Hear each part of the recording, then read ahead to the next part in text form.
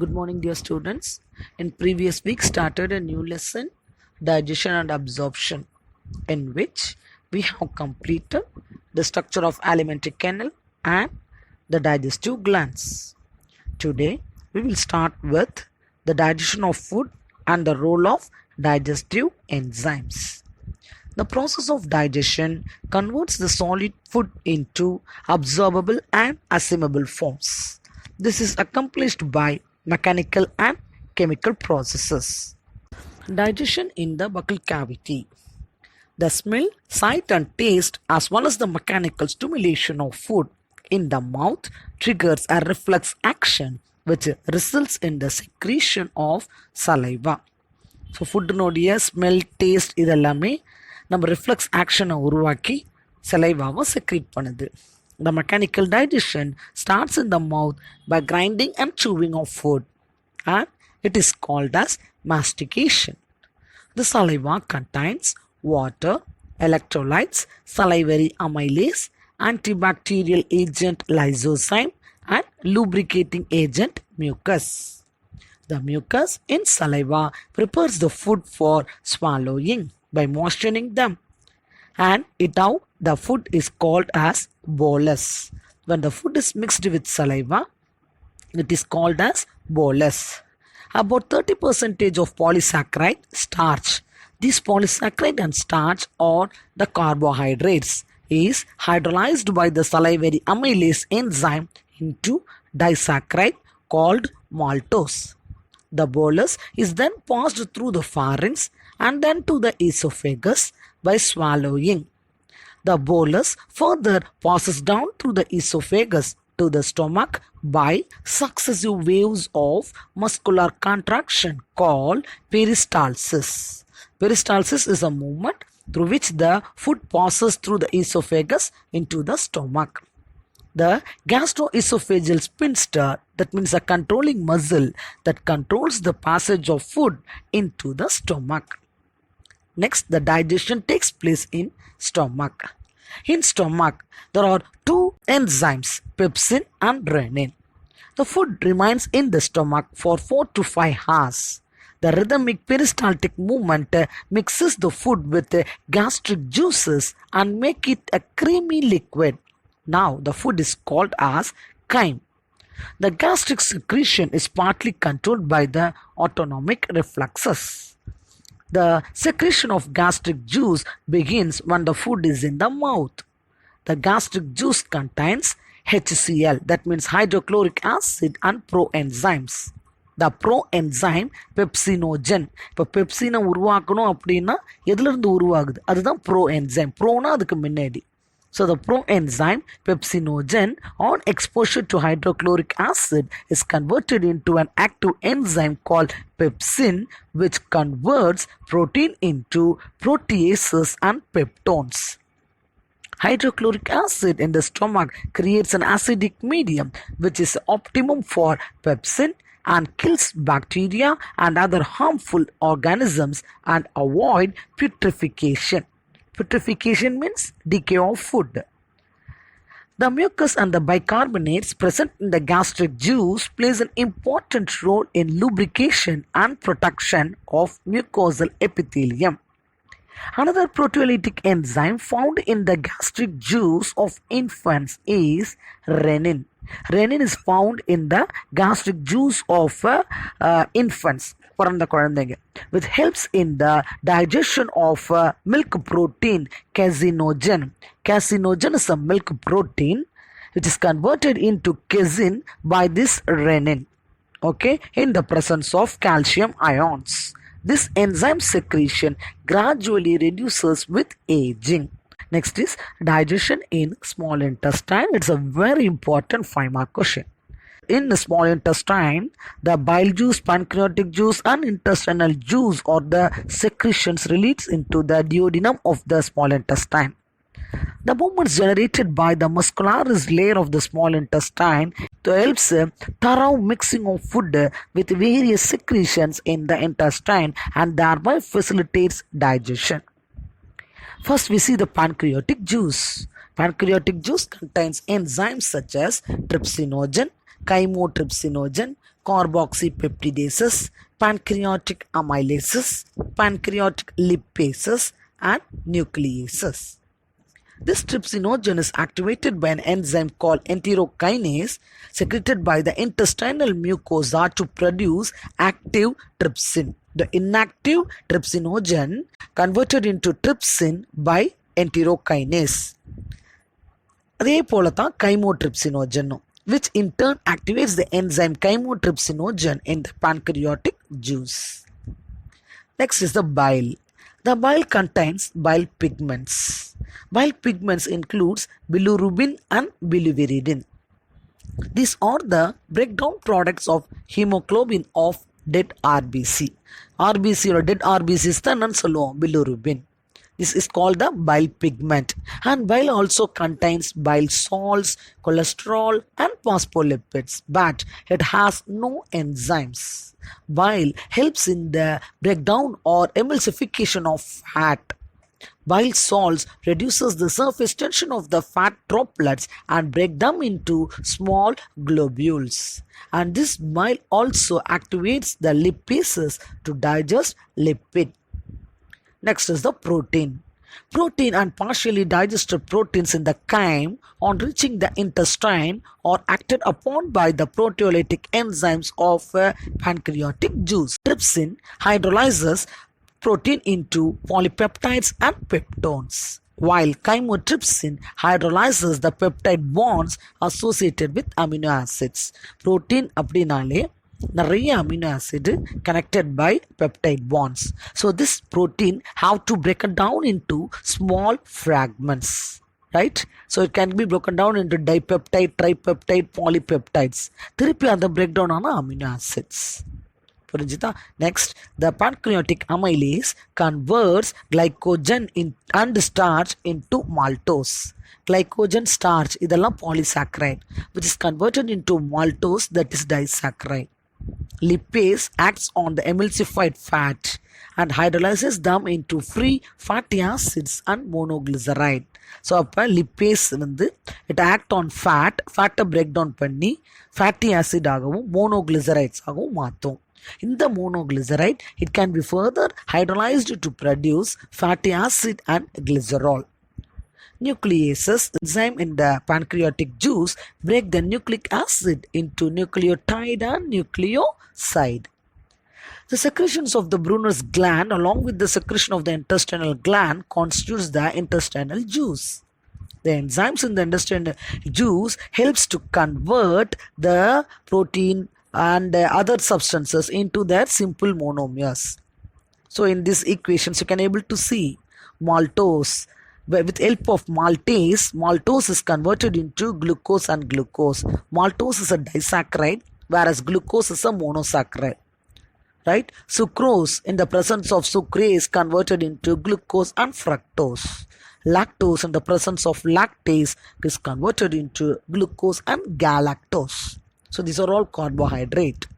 Dipeptides and tripeptides in the presence of peptidases converts into amino acids. So it is a protein. Nucleotides is converted into nucleoside by nucleotidase. Nucleoside is converted into nitrogenous base and sugar by nucleosidase. So இதெல்லாம் nucleic acid. And then diglycerides and monoglycerides is converted into fatty acid and glycerol with the help of lipases. So இது fat. Right? So carbohydrates are converted into the monosaccharides, proteins are converted into amino acids, and lipids are converted into fatty acids and glycerol. So the compound food substances are broken down into simpler substances with help of these digestive enzymes. Okay, the simple substances thus formed or absorbed in the jejunum and ileum, which is a part of the small intestine. The undigested and unabsorbed substances are propelled down into the large intestine. So the activities of this gastrointestinal tract is carried out by neural and the hormonal control for proper coordination of different parts. So that's all about the mechanism of digestion. First, it takes place in buccal cavity எப்படி நடக்குது, and then stomachல என்ன நடக்கும், and then small intestine என்ன நடக்குது. So this is a very important 5-mark question. And next is the absorption and assimilation of protein, carbohydrates and fat. How these substances or get absorbed. So absorption is a process by which the end product of digestion passes through the intestinal mucosa into the blood and the lymph. Absorption the end product of digestion. So intestinal mucosa அதை observe பண்ணி lymph மூலயமாவும் blood மூலயமாவும் செல்ஸுக்கு அனுப்பும். Here, the villi plays a very important role. The villi in the lumen of the ileum or the absorbing units consisting of a lacteal duct in the middle. So, villi la pathana center la or duct or tube irukum. That is the lacteal duct in the middle, surrounded by the fine network of blood capillaries. The process of absorption involves active, passive and facilitated transport. Absorption மூணு விதமா நடக்குது. Active, passive and facilitated transports. Small amount of glucose, amino acids, electrolytes இதெல்லாமே பார்த்தோன்னா they are absorbed by simple diffusion. Small amount of glucose, amino acids are done by simple diffusion. Diffusionனா என்னன்னு உங்களுக்கு தெரியும். Movement of substance from the region of higher concentration to the region of lower concentration. The passage of these substance into the blood depends upon the concentration gradients. Right? Some of the substances like fructose are absorbed with the help of the carrier ions. சில substances carrier ions ஓட help-நோட absorb ஆகுது. Carrier ion means like a sodium. This mechanism is called as facilitated transport. ஒரு facility ஏற்படுத்தின்னு move ஆகுது. Right? So nutrients like amino acid, glucose and electrolytes like sodium are absorbed into the blood against the concentration gradient by active transport. Active transport is nothing but osmosis. The insoluble substances, அப்போ soluble substanceலாம் absorb ஆயிடுச்சு. அப்போ insoluble substance என்ன ஆகும்? The insoluble substances like fatty acids, glycerol and fat soluble vitamins are first incorporated into small spherical water soluble droplets called micelles. Insoluble substances எல்லாமே ஒரு சின்ன சின்ன spherical water soluble droplets மாறுது. That is called as micelles. And this micelles are absorbed by the intestinal mucosa and then it is resynthesized into protein coated fat globules. அதுக்கு மேல மறுபடியும் என்ன ஆகுது? protein coat-ஆன ஒரு flat globules மாறுது. That is called as chylomicrons, which is then transported to the lacteal ducts of the villi within the intestinal villus and eventually empty into the lymphatic duct. Lymphatic, lymph அப்படின்னாலே இது tissue fluid அர்த்தம். blood வந்து blood vessel குள்ள போகும். lymphன்றது tissue fluid which is absorbed by the lymphatic vessels. The lymphatic ducts ultimately release the absorbed substances into the bloodstream. While the fatty acids are absorbed by the lymph duct, other materials are absorbed either actively or passively by the capillaries. அப்போ fatty acids அதாவது fat மட்டும் lymph duct absorb பண்ணும். whereas மற்றது proteins and carbohydrates இதெல்லாம் பார்த்தோம்னா it is absorbed actively or passively by the blood capillaries. Water soluble vitamins are absorbed by simple diffusion. Transport of water depends upon the osmotic gradient. Osmosisனா என்னன்னு தெரியும். Movement of substance from the region of higher concentration to lower concentration. Diffusion and osmosis both are same. Right? Absorption of substances in the alimentary canal takes place in the mouth, stomach, small intestine and large intestine. Absorption எங்கெங்க நடக்குது? First பார்த்தோம் எப்படி நடக்குது. எப்படி நடக்குதுன்னு பார்த்தோம்னா with help of villi. villi absorb பண்ணும், lacteal duct absorb பண்ணுது அப்படின்னு பார்த்தோம். அடுத்தது absorption of substances எங்க நடக்குது? Mouth, stomach, small intestine and large intestine. Maximum absorption takes place in small intestine. Absorption of simple sugar, alcohol, medicines takes place in the stomach. Stomachல என்னென்ன நடக்கும்? Sugar, alcohol and medicines. Certain drugs are absorbed by blood capillaries in the lower side of the tongue and the mucosa of the mouth. சில சமயம் சில drugs இங்கே horns போடும்போது நாக்குக்கு கீழெல்லாம் அப்படியே வைப்பாங்க. ஸோ அந்த மூலயமா blood vessels என்ன பண்ணும்? அப்சார்ப் பண்ணும். So large intestine is also involved in the absorption of more amount of water, vitamins, some minerals and certain drugs. Absorbed substances are transported through the blood and lymph to the liver. சில சமயம் absorb பண்ணக்கூடிய substances லிவருக்கு transport ஆகும் with help of hepatic portal system. ஹெப்பாட்டிக்னாலே லிவர்னு அர்த்தம். From the liver, the nutrients are transported to all the regions of the other body for utilization. So all the body tissues utilize the absorbed substances for their activities and incorporate into the protoplasm. This is called as assimilation. 2-mark question. So what is called assimilation? All body tissues, எல்லா பாடி டிஷ்யூஸும் observe பண்ணக்கூடிய அந்த சப்ஸ்டன்சஸை utilise பண்ணிக்கும், அதனுடைய செல்ஸினோட புரோட்டோபிளாசமில் அதை சேர்த்துக்கும், incorporate into that protoplasm. This process is called as assimilation. And the last process is the egestion. What is egestion? Removal of waste. The digestive waste and the unabsorbed substances in the ileum enter into the large intestine, which is mostly contain the fiber that is called as roughage. This roughage is utilized by the symbiotic bacteria in the large intestine. ஏற்கனவே நான் சொல்லியிருக்கேன், symbiotic bacteria எங்கே இருக்கும், அந்த large intestineல அந்த appendixல இருக்கும்னு சொல்லியிருக்கேன். Right, for the production of substances like vitamin K and other metabolites. So this symbiotic bacteria utilize this roughage to release vitamin K. All these substances are reabsorbed in the colon along with water. அங்க கிடைக்கக்கூடிய சப்ஸ்டன்ஸும் வாட்டரும் சேர்த்து colonல என்ன பண்ணிக்கும், observe பண்ணிக்கும். The waste is then solidified. So and the fecal matter, that means the waste in the rectum, அப்புறம் அங்கிருந்து எங்க போகுது, ரெக்டம்க்கு போகுது. The fecal matter initiates the neural reflex, causing the urge or the desire for its removal. Fecal matter என்ன பண்ணுவோம், நம்ம remove பண்ணுறதுக்கு அதுவும் ஒரு நியூரல் கண்ட்ரோல் தான். The egestion of feces through the anal opening is called as defecation. It is a voluntary process and carried out by the peristaltic movement. இது ஒரு voluntary process. அங்கே நம்ம ஏற்கனவே பார்த்துருக்க anal sphincter is there, so it controls. Okay, so with help of the neural reflex, this defecation takes place. So that's all about egestion. Next is the caloric value of carbohydrate, protein and fat. So we obtain 50% energy from carbohydrate, 35% from fat and 50% from proteins.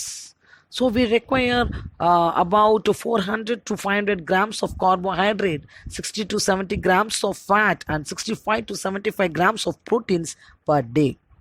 So a balanced diet of each individual will vary according to their age, gender, level of physical activity and other conditions. First is the carbohydrates. These carbohydrates are sugar and starch. The major source is to provide energy. The caloric value of carbohydrate is 4.1 calories per gram and the physiological fuel value is 4 kilocalorie per gram. Okay, so the 1 marks it will be asked what is the caloric value of carbohydrate, fat and proteins. So lipids are fats and the derivatives of fats and also the best reserved food stored in our body which is used for the production of energy. Fat has the caloric value of 9.45 kilocalorie and a physiological fuel value of 9 kilocalorie per gram. Proteins are the sources of amino acid which is required for growth and repair of body cells. They are stored in the body only to a certain extent. Large quantities are excreted as nitrogenous wastes. So these proteins are excreted as nitrogenous waste. So the caloric value of 1 gram of protein is 5.65 kilocalorie and the physiological fuel value of 4 kilocalorie.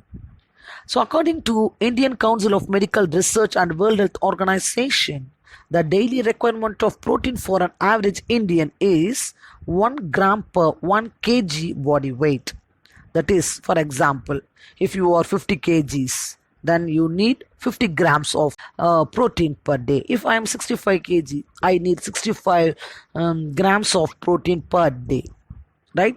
So this is the caloric value of carbohydrates, proteins and fats. Next we move on to the nutritional and digestive disorders. Intestinal tract is more prone to bacterial, viral and parasitic worm infections. So this infection may cause inflammation of the inner lining of colon called colitis. So if the colon is affected by these parasites, it is called as colitis. The most common symptoms of colitis are rectal bleeding, abdominal cramps and diarrhea. And then another digestive disorder is the PEM, PEM. What is PEM? Protein energy malnutrition. So growing children require more amount of protein for their growth and development.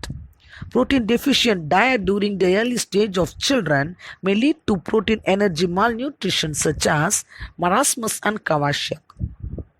Symptoms are dry skin, pot belly, odema vico in the legs and face, stunted growth, change in hair color, weakness and irritability. These are the symptoms of a Kwashiorkor. Marasmus is an acute form of protein malnutrition, and this condition is due to the diet with inadequate carbohydrate and protein. Such children or suffer from diarrhea, body becomes lean and weak. Emaciation, that means lean and weak body, with reduced fat and muscle tissues, with thin and folded skin. So these are the symptoms of marasmus. The symptoms of Kwashiorkor is dry skin, pot belly, edema in the legs and face, stunted growth, change in hair color, weakness and irritability. And the symptoms of marasmus is diarrhea, body becomes lean and weak, that is emaciation, with reduced fat and muscle tissue, with a thin and folded skin. Next is the indigestion. Indigestion is a common problem.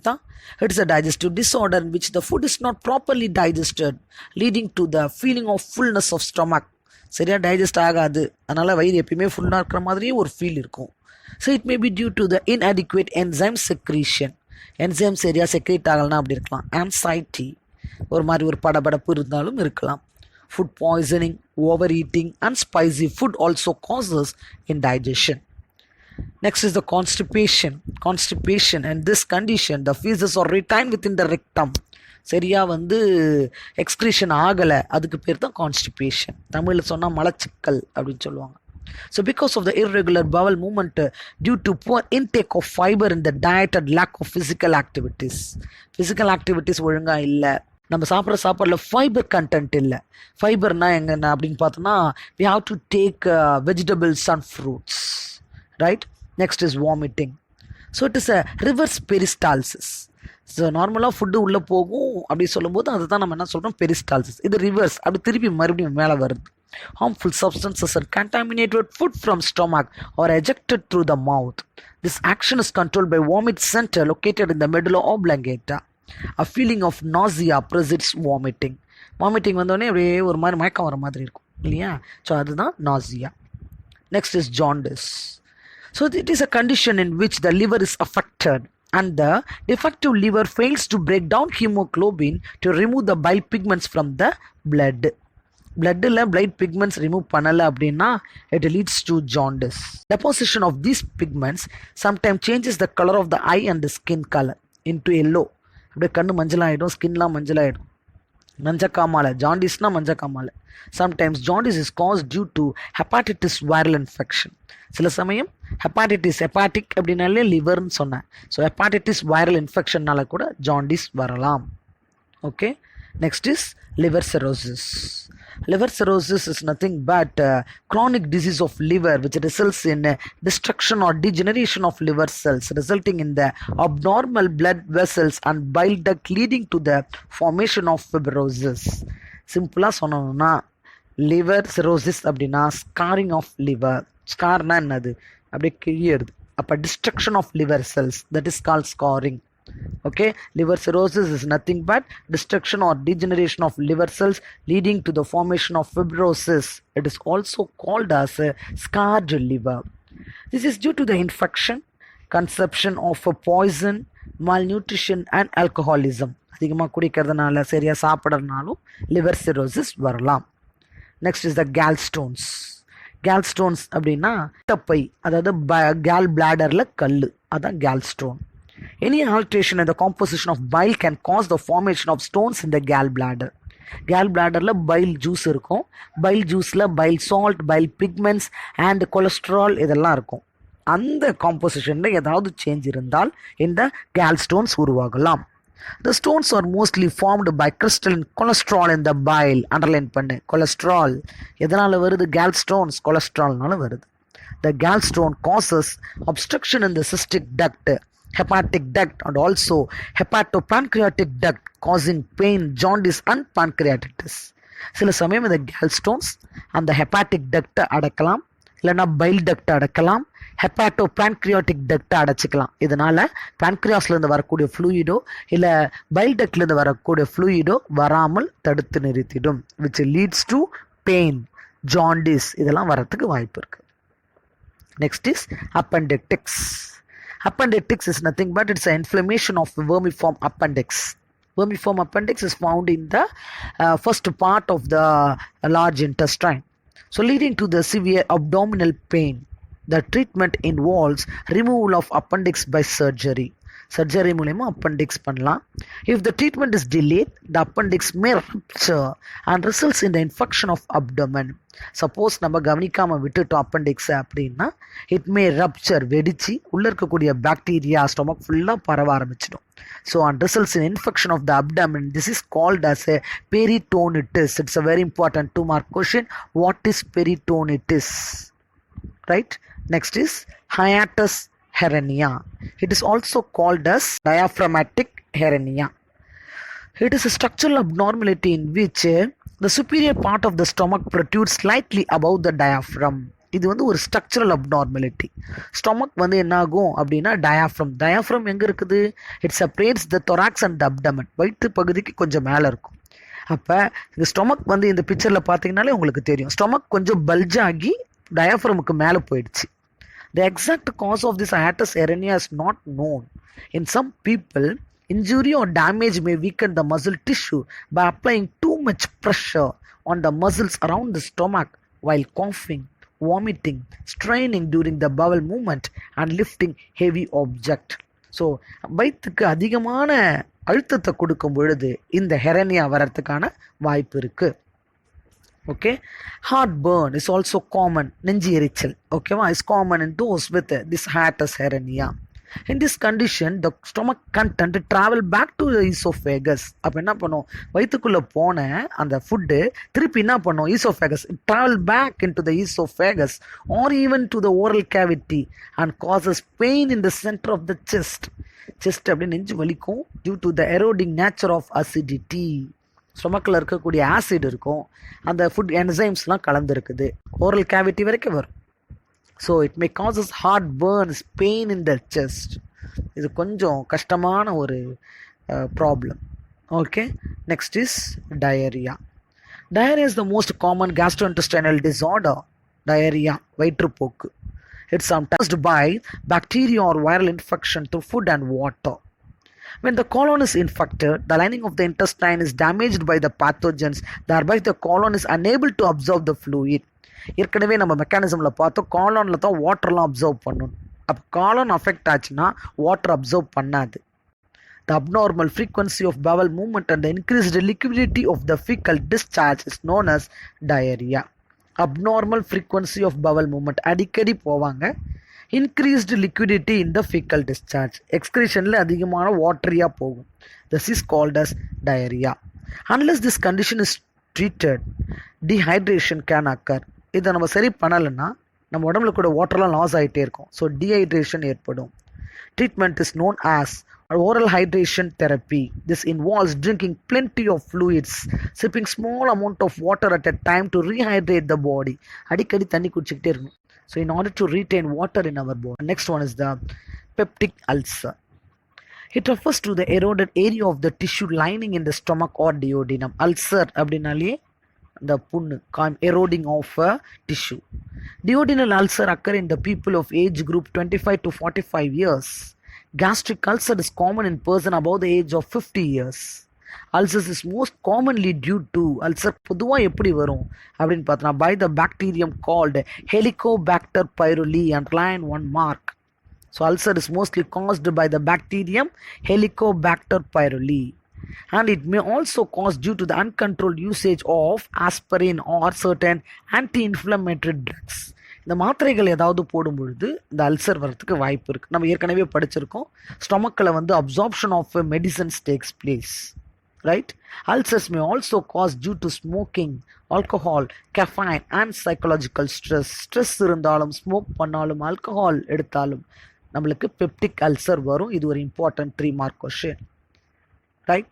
And last one is the obesity. It is caused due to the storage of excess of body fat in the adipose tissue. அதிகமான fat பாடியில் store ஆகும். It may induce hypertension, இதனால high BP வரலாம். Atherosclerotic heart disease, அதாவது heart attack வரலாம். And diabetes, இது மூணுமே அப்படியே சொந்தக்காரவங்க மாதிரி. BP, sugar, heart attack. Obesity may be genetic, அப்பா அம்மா குண்டா இருந்தாங்கன்னா பசங்களும் குண்டா இருப்பாங்க. Or due to excess intake of food, அதிகமாக சாப்பிட்டு குண்டாகிறவங்க இருப்பாங்க. Or due to endocrine or metabolic disorders, சில சமயம் நம்ம உடம்புல இருக்கக்கூடிய எண்டோக்ரைன் ஹார்மோன் ப்ராப்ளம்னாலும் இருக்கலாம்.